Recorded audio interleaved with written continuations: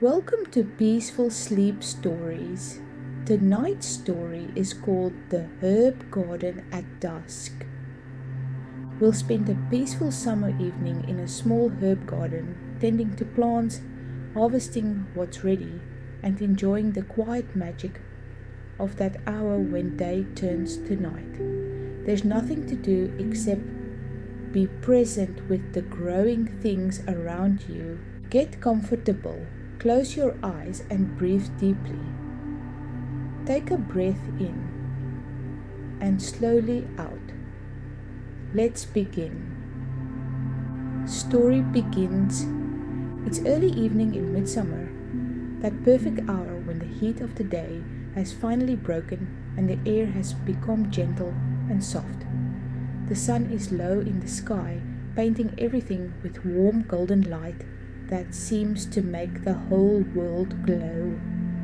You're standing at the edge of a small herb garden, your herb garden, a space you've been tending all season. It's not large, perhaps 20 feet by 20 feet, but it's abundant, overflowing with green growing things that have flourished under your care. The garden is laid out in neat beds separated by paths of old brick that you set yourself last spring. The bricks are warm under your feet. You've slipped off your shoes and left them by the garden gate, preferring to feel the earth and brick and grass directly. You stand for a moment, just looking, just taking it all in. This is your favorite time to be in the garden, this quiet hour when the day is winding down, when there's no hurry to anything, when you can move slowly and notice everything. The garden is at its peak now, mid-July, and every plant seems to be reaching toward fullness. The basil plants are bushy and dark green, their leaves broad and fragrant. The rosemary has grown woody and strong, its needles blue-green and resinous. The mint, 3 different kinds, spearmint and peppermint and chocolate mint, has spread enthusiastically, as mint always does, filling its bed and trying to escape into the paths. You have lavender here too, tall stalks crowned with purple flowers that are humming with bees even now. In the evening, you have oregano and thyme, sage and chives, parsley and cilantro, and dill. You have lemon balm that smells like summer itself when you brush against it. You have chamomile with its tiny daisy-like flowers. You even have a few tomato plants at one end. Not really herbs, but they fit so well with everything else that it seemed right to include them. You've brought a basket with you, an old wicker basket with a handle, perfect for harvesting. You set it down on the brick path and kneel beside the first bed where the basil grows. The soil is warm and slightly damp from the watering you did this morning. You can smell the earth, that rich, dark smell that speaks of life and growth. You run your fingers gently over the basil plants, checking for any insects, looking for any damaged leaves. Everything looks healthy, vibrant, strong. The basil needs harvesting. The plants are tall now, and if you don't harvest regularly, they'll put all their energy into flowering instead of producing more leaves. You begin pinching off the top sets of leaves, working methodically from plant to plant. Each time you pinch a stem, the sharp, sweet smell of basil rises into the air. That distinctive scent that's somehow both spicy and fresh, warm and green all at once. You gather the basil leaves in your basket, handling them gently so you don't bruise them. You'll make pesto tomorrow. You think, lots of pesto, basil and garlic and pine nuts and parmesan and olive oil, all blended together into that vivid green sauce that tastes like summer condensed into a single spoonful. The bees are still working the lavender as you move to that bed next. There are dozens of them, maybe hundreds, moving from flower to flower with single-minded purpose. Their buzzing is a peaceful sound, a sound of industry and purpose, but not of hurry. They move at their own pace, thorough and methodical. You kneel beside the lavender and simply watch the bees for a few minutes. They're so focused, so absorbed in their work that they don't notice you at all. You're just part of the landscape to them, just another feature of the garden. There's something meditative about watching them, about seeing this ancient dance between flower and bee, this relationship that has existed for millions of years. The lavender is ready for cutting too. The flowers are fully open, their color a deep, true purple that's almost impossible to describe. You've brought small pruning shears for this tucked in your pocket. You pull them out now and begin cutting the lavender stems, taking about a third of them and leaving the rest for the bees and for continued flowering. You cut each stem long, leaving good length to the stalks. You'll hang these upside down in bundles to dry, and in a few weeks you'll have dried lavender for sachets and tea and all sorts of uses. But even now, fresh cut, the scent is extraordinary. That distinctive lavender smell that's floral and herbal all at once, calming and clarifying. The scent that humans have treasured for thousands of years. You gather the lavender stems and lay them carefully in your basket on top of the basil. The combination of scents, basil and lavender together, is unusual but somehow pleasant. Both plants so aromatic and strong that they complement rather than overpower each other. The sun is lower now, and the light is changing. It's not golden anymore, but something softer, something closer to amber or honey. The shadows are growing longer, stretching across the garden beds in gentle, quiet ways. The air is cooling too, just slightly, just enough to notice. A small breeze has picked up, barely more than a stirring of the air, but enough to make the leaves rustle softly and to carry the scent of growing things even more strongly. You move to the mint bed next. The mint doesn't really need harvesting. It grows so vigorously that it can handle being cut back quite aggressively. But you want fresh mint for tea tonight, so you cut several stems from each variety. The spearmint is bright green and smooth-leaved. Its scent clean and sharp and refreshing. The peppermint is similar but with a cooler, more mentholated quality to its scent. And the chocolate mint, your favorite, really does smell like chocolate and mint together, like a peppermint patty in plant form. You bring the mint stems to your face and breathe in deeply. The scent is so strong, so vivid, that it almost makes your eyes water. It's like breathing in alertness and clarity, like inhaling energy itself. You add the mint to your basket. The chives are flowering now, their globe-shaped purple flowers standing tall on straight green stems. These flowers are edible. You've sprinkled them on salads before, where they taste mildly oniony and look absolutely beautiful.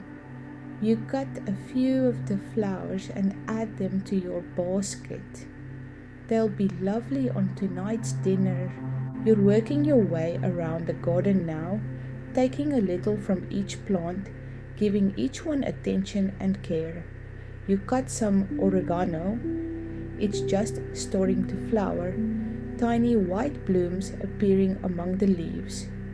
You cut some thyme, 3 different varieties, lemon thyme and common thyme, and a creeping thyme that's spreading along the edges of its bed. You cut some parsley, both the flat Italian kind and the curly kind, and some cilantro, though you're careful with the cilantro because it's already trying to bolt in the summer heat. As you work, you notice everything. You notice the way the evening light makes the leaves glow, backlit and luminous.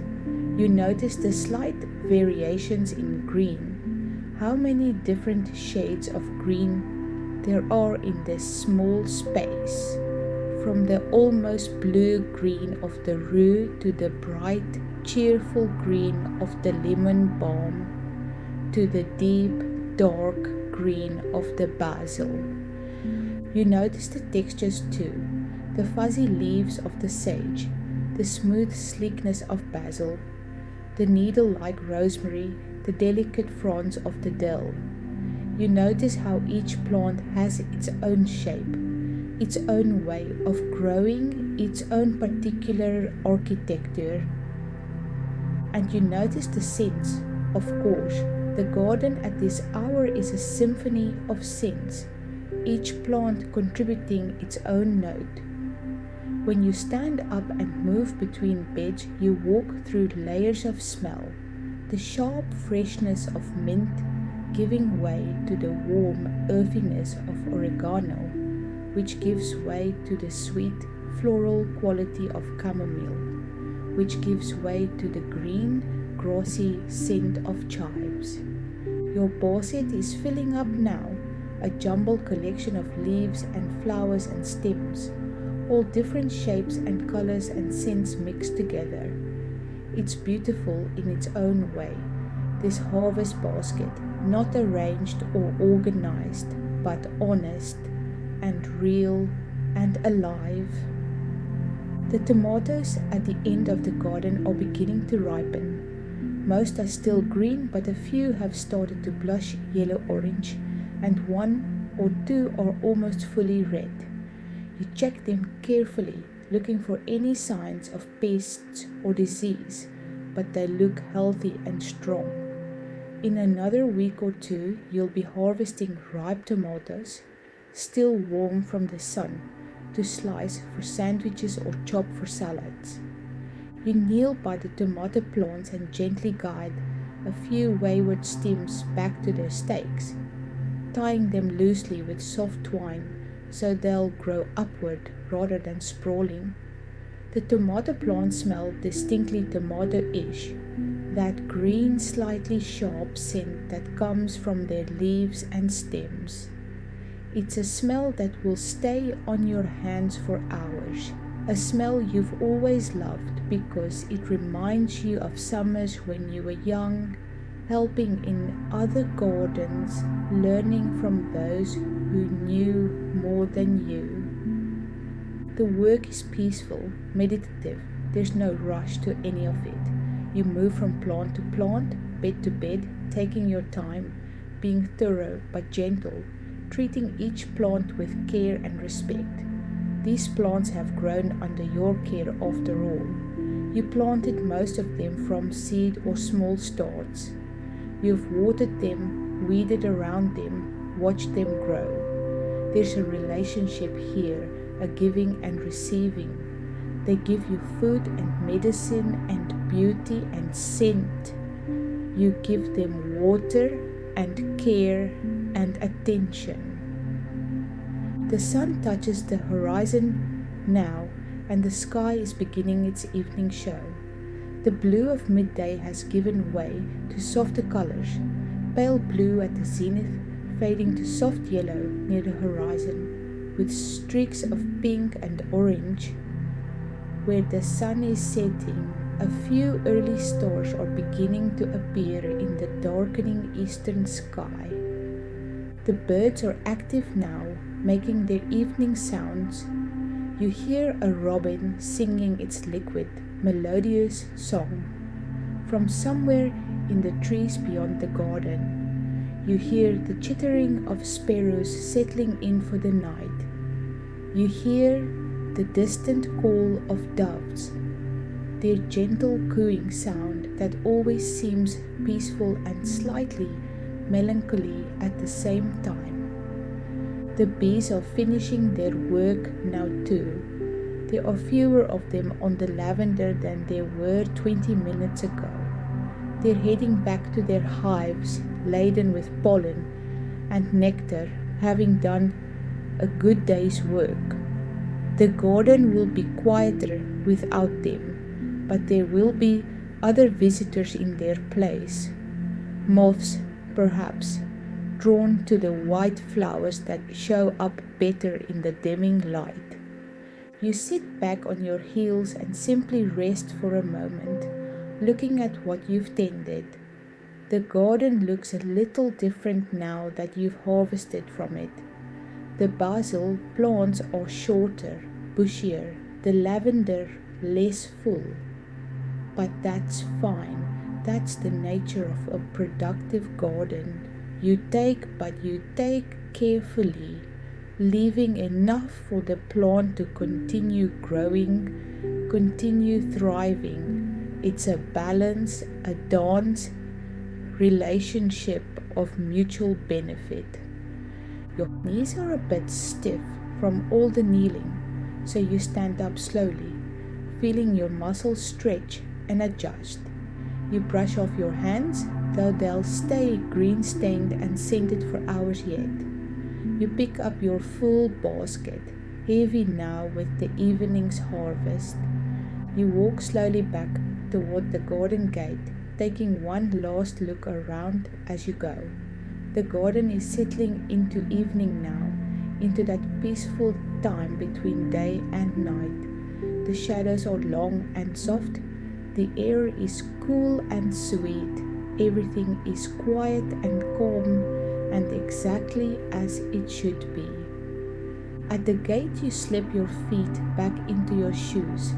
They feel strange and confining after the freedom of bare feet, but necessary for walking back to the house.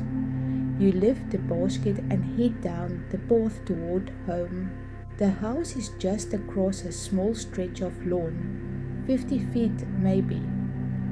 The lights are on inside, warm and welcoming. You can see through the kitchen window, see the familiar shapes of your kitchen, your home, your life. But you're in no hurry to get there. You walk slowly, savoring these last few moments of the day, these final minutes of light. The grass is cool and slightly damp with early dew. The air smells of green growing things and earth and the approach of night. You reach the house and climb the 3 steps to the back door. Before you go inside, you turn and look back at the garden one more time. It's almost dark now, just the faintest light remaining in the western sky. The garden is a collection of shapes and shadows, barely visible, but you know it's there. You know every plant, every path, every inch of earth. It's yours. You made it, you tend it. It feeds you in more ways than one. You open the door and step inside, bringing the basket with you, bringing the scent of the garden with you, bringing the peace of the evening with you. In the kitchen, you set the basket on the counter and begin sorting through your harvest. You'll wash the mint and make tea with it. You'll put the basil in water like flowers, keeping it fresh until you make pesto tomorrow. You'll hang the lavender in bundles from the old rack above the counter. You'll put the herbs you're not using immediately in the refrigerator, wrapped gently in damp paper towels to keep them fresh. But first you fill the kettle and set it to boil. You take a handful of the spearmint you just harvested and rinse it under cool water. feeling the leaves between your fingers, smelling that clean, sharp scent rising up. You put the mint in a teapot, a simple ceramic pot, nothing fancy, but perfect for the task. When the kettle boils, you pour the hot water over the mint and put the lid on the pot to let it steep. While you wait, you stand at the kitchen window and look out at the darkening garden. You can barely see it now. Night has fallen fully. But you know it's there, and you know that tomorrow evening or the evening after that, you'll be out there again, tending and harvesting, working slowly in the gentle light, caring for the green, growing things that in turn care for you. The tea has steeped long enough. You pour it into a cup. The liquid is pale green and fragrant, steam rising from it, carrying the scent of fresh mint. You hold the cup in both hands, feeling its warmth, breathing in the steam. You take a sip. The tea is hot and fresh and vibrant, tasting like the garden itself, like summer evening and green growing things and the satisfaction of work done well. You carry your tea to a comfortable chair by the window. You sit down and curl your feet under you. You sip your tea slowly, letting its warmth and flavor fill you. Outside, the night is dark and peaceful. Inside, you are warm and content, filled with the quiet satisfaction of a day well spent, an evening perfectly used. The garden is resting now. The herbs are where they should be. Some still growing in the garden, some here with you, harvested and ready to be used. Everything is in its place. Everything is well. Everything is exactly, perfectly, peacefully as it should be. Thank you for spending this evening in the herb garden with me. May the scent of growing things follow you into restful sleep. Sweet dreams, and I'll see you in the next story.